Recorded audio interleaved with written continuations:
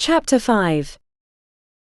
9 hours later, the supers were hovering above the roof of Happy Homes, the phony educational center. They had left the Ice Princess and Fricka by the road to watch for cars. Toby and Gecko rode the black Jaguar, and Starrella flew on the winged horse. Clad in their light reflecting suits, they were almost invisible but not undetectable. 2 large German shepherds raced around the perimeter of the building, barking at the intruders. Security lights flicked on as the dogs passed the corners. "Yippee, guard dogs can't reach the roof," Rocket snickered. Ghostly shapes in the dim light from below, Growler and Toby descended onto the flat surface of the roof. Rocket folded her wings and landed beside the cat. Their riders jumped off. Machinery rumbled underneath the shingled roof.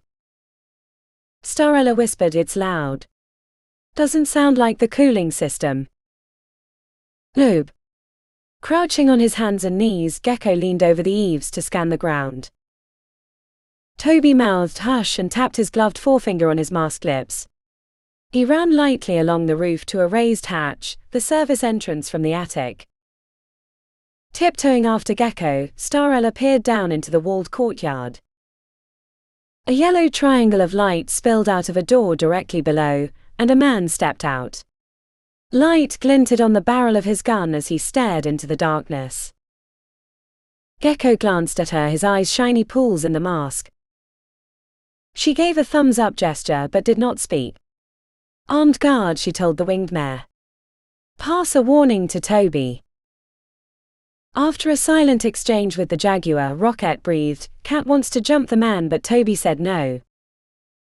Starrella sympathized with Growler. The palms of her hands itched to spout flames. However, she said, "Toby's correct. Our priority is rescuing Juliana, and I bet the man isn't alone." The guard swung around and called, "Can't see anyone. Crazy dogs must have heard a squirrel." A muffled reply came from inside. "Okay, boss." The man scratched the back of his head and re-entered the building. The door clanged shut. Leaving Gecko at the edge of the roof, Starrella joined Toby and held out her bare hand, mutely offering her super hot rays. "Not yet," he says, Rocket relayed. Toby wore gloves to avoid leaving fingerprints. He crouched on one knee, grasped the hinges on the hatch, and exerted his super strength to twist the metal. The hinges broke with a snap.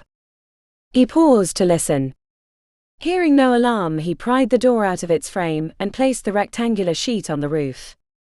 He stared into the opening. Starrella leaned one hand on his firm shoulder and looked down.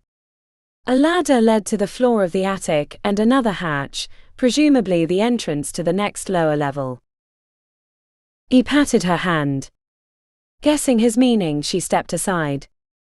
He descended without making a sound, stood at the bottom and beckoned to her. She climbed down the ladder, trying to emulate his quietness.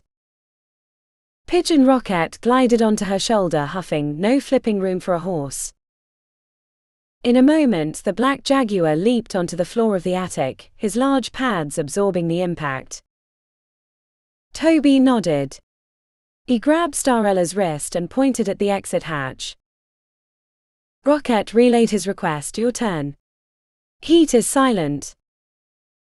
Focusing a narrow beam, she burned through the latch while Toby held the edges.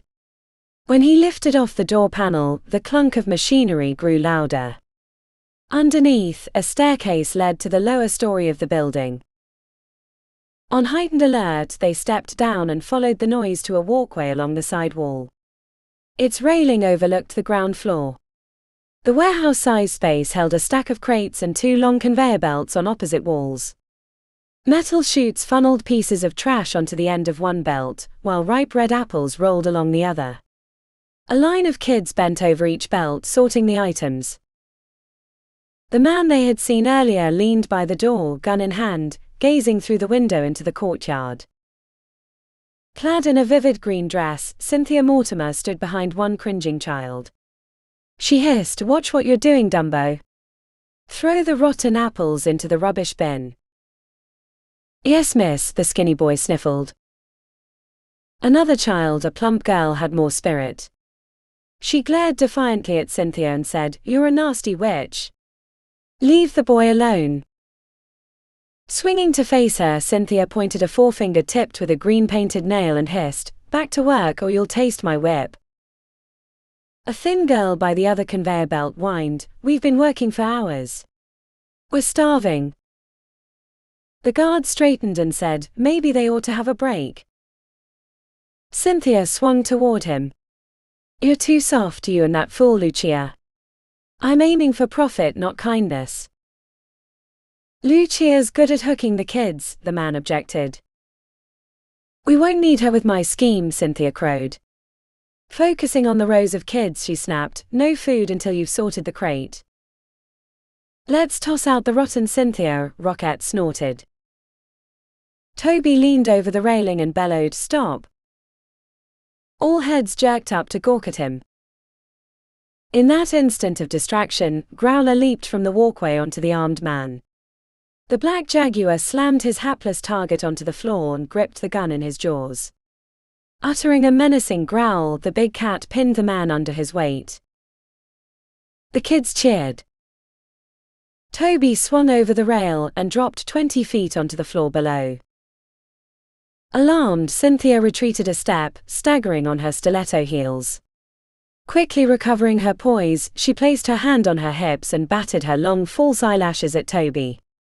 In a throaty voice as thick and sugary as molasses, she purred, "Care to discuss this in private?" "Nix that idea," Toby growled. "You'll be under the spotlights, Dr. Mortimer, whether you care to talk or not." He grabbed her belt in one hand and hoisted her an arm's length above his head. She kicked her legs, spluttering with rage and unable to dislodge his grasp. The children shrieked in delight. With everything under control, Starrella waited behind the balcony rail. She glanced at the pigeon perched on top of a girder, also keeping out of sight. They weren't needed, and Toby would be happy. He hated to see Super Starrella hit the headlines. It wasn't jealousy. He was worried she would be recognized, squashing her college studies and plans for a future as a vet. A second man burst out of an interior door, concealed by the overhang of the balcony. He grabbed a girl's thick ponytail, yanked her backward and pointed his gun at her head. The girl squeaked once and panted, terrified into silence. The man snarled, "Put her down or the kid's dead." Cynthia cried, "Good work, Tex." Shaken by the new threat, Starrella leaned over the railing and stared into the big eyes and scared face of Juliana. "Stinking horse manure, she's been taken hostage," Roquette snorted. Spinning to face his new opponent, Toby slowly lowered Cynthia toward the floor. The mask hid his expression. While all eyes were glued on the action below, Starrella had a clear shot. She fired an intense hot ray at the barrel of the gun. The metal glowed red. Tex yelped. Dropping the gun, he held his burned hand to his mouth. Juliana jumped free. The green-suited gecko raced through the courtyard door and pointed his weapon at Tex. Uttering a grunt of relief, Toby raised Cynthia above his head again. She grimaced, speechless with fury. "Give me a lift," Starrella asked Roquette. "Give me a sec to shift." The speckled pigeon flew above the balcony and shimmered into the winged mare. She flapped her wings to hover in midair, while her partner vaulted over the railing onto her back. The mare glided to the floor amid a happy chorus of children clapping and calling, "Super Starrella." Toby nodded at her. "Thanks." He rotated Cynthia in a circle and tossed her onto the floor. "Cover her." Starrella held her palms out, ready to flame the villainess. Looking around the room, Toby pounced on a roll of chicken wire. After testing the strength of the wire, he bundled the helpless villainess into the makeshift steel cage and hung her from a stout girder. Her red stilettos fell off, and she dangled with her arms wrapped against her torso. Toby dealt with the first man in the same manner, hanging him inside a second cage. But that finished the roll of chicken wire. He searched for another restraint.